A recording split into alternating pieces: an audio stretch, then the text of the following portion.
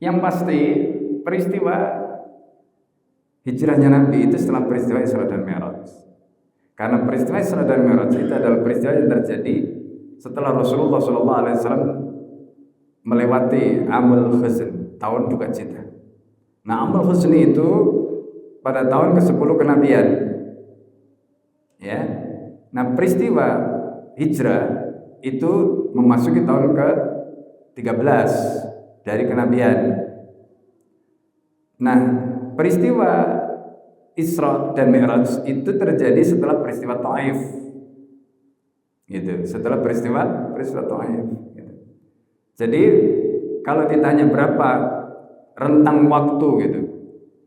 Jadi rentang waktunya antara tadi, ya kalau kita hitung itu antara 1 sampai 2 tahun tadi itu. Jadi rentang waktunya, jadi jarak antara peristiwa itu, karena begini, setelah peristiwa Isra dan Mi'raj tadi, lalu Rasulullah itu dipertemukan dengan penduduk Yasrib, satu orang yang datang ke Mekah pada saat musim haji, dan dia masuk Islam.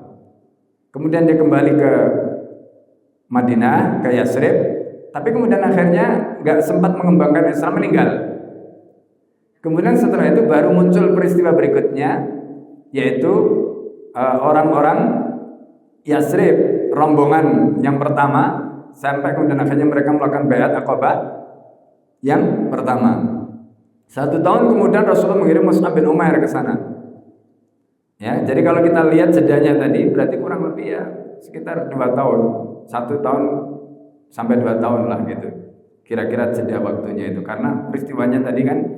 Jadi kalau kita hitung dari Isra Mi'raj tadi kemudian ketemu orang Yasrib pertama, kemudian dia meninggal, akhirnya baru musim haji berikutnya ketemu ya dengan orang Yasrib yang berikutnya ini yang 17 orang itu, baru kemudian nanti Baiat Aqabah yang kedua. Nah, setelah Baiat Aqabah yang kedua baru Rasulullah hijrah. Gitu. Jadi itu kira-kira perhitungan waktunya.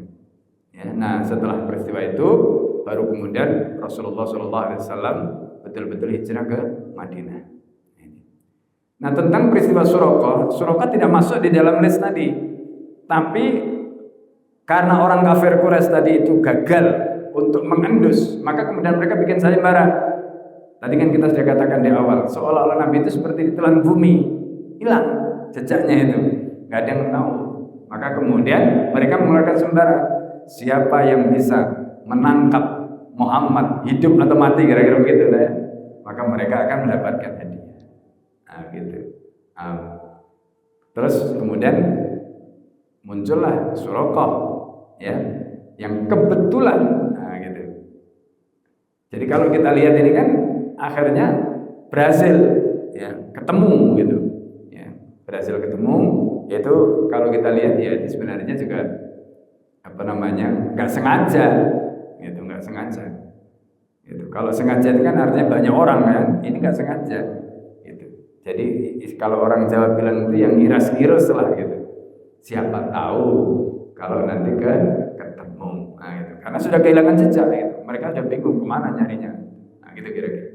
Ya, wallah.